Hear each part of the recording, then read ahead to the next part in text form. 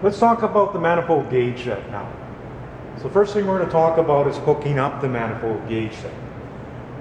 First thing you always want to know is the air conditioning system is not running and my center valves are in the closed position or shut off.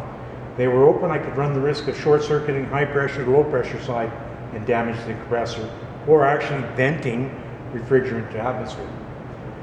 Next thing we'll do is actually remove the plastic protective caps and have a look down on top of the Schraders and make sure there's no contamination.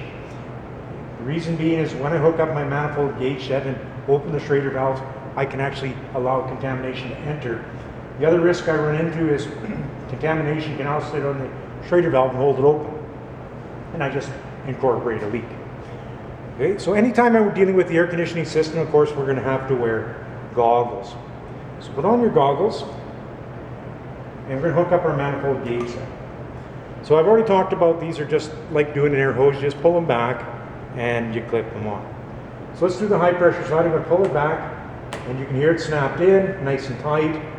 And I'm just going to screw the valve in, which is going to depress the Schrader, which will give me access to the system. It's not very tight, just finger tight. I don't need to pull out the wrench and tighten it right up. Same thing on the low pressure side. You notice it's tight, and I'll screw the valve in, which gives me access to the system. A couple things I want you to notice. With the system not running,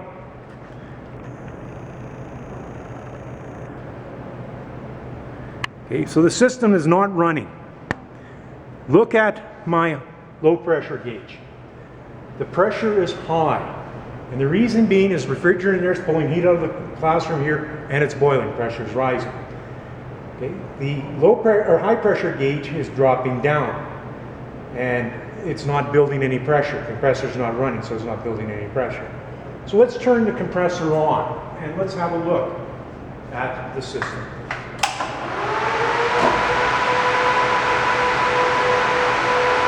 So first thing we're going to talk about is when do I read my gauges? Well, you can hear the electromagnetic coil clutch kick in.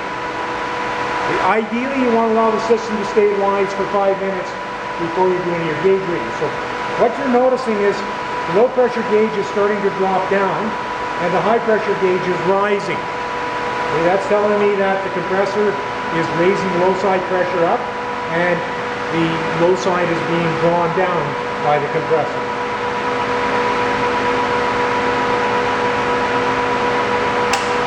So when do I read my gauges?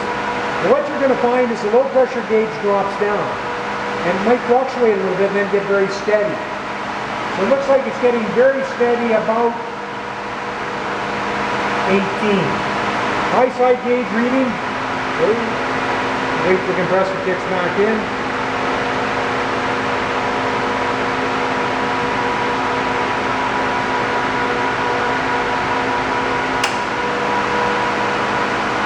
The high gauge is rising.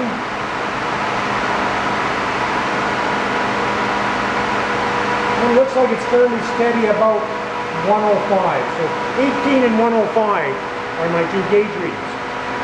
Next thing I want to talk about is how do you take your gauges off safely without venting any refrigerant and damaging the air conditioning system or yourself. The first thing we're going to talk about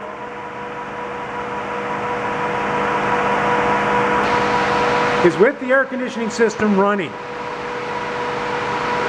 The big key here is the air conditioning system. I'm going to back out the red valve.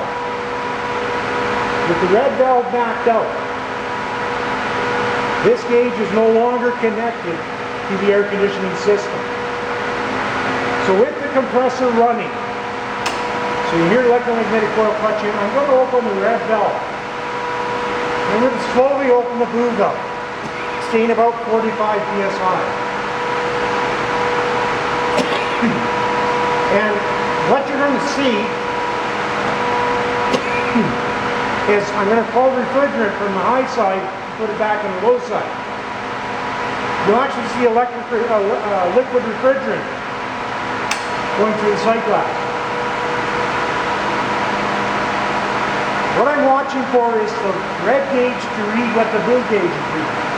When they both read the same, I'll close this off, back out the blue valve, and now you can see I can now remove my gauges, and no refrigerator is being vented, and I've also maintained the correct charge in the air conditioning system.